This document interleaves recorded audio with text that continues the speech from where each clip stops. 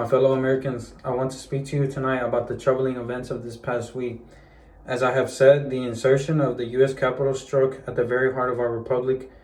It angered and appalled millions of Americans across the political spectrum. I want to be very clear, I unequivocally condemn the violence that we saw last night.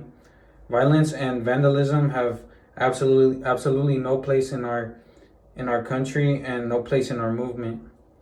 Making America great again has always been about defending the rule of law, supporting the men and women of law enforcement, and upholding our nation's most sacred traditions and values.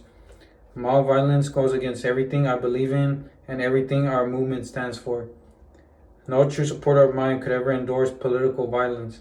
No true supporter of mine could ever disrespect law enforcement of our great flag. No true supporter of mine could ever threaten or harass their fellow Americans. If you do any of these, you are not supporting our movement, you are attacking it, and you are attacking our country. We cannot tolerate it.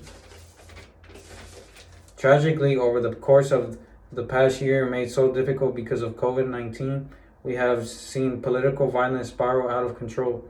We have seen too many riots, too many mobs, too many acts of intimidation and destruction. It must stop whether you are right or left, a Democrat or a Republican. There is a justification for violence, no excuses, no exemptions.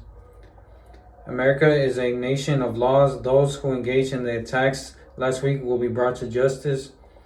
Now I am asking everyone who has ever believed in our agenda to be thinking of ways to ease tensions, calm tempers, and help to promote peace in our country.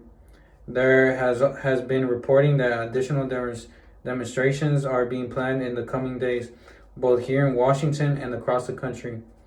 I have been briefed by the U.S. Secret Services and the potential threats. Every American deserves to have their voice heard in a respectful and peaceful way.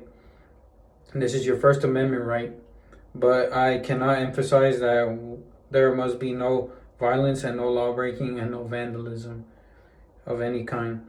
Everyone must follow our laws and obey the instructions of law enforcement.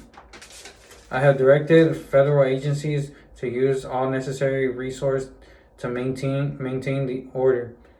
In Washington, D.C., we are bringing in the thousands of National Guard members to secure the city and ensure that a transition can occur safely and without incident.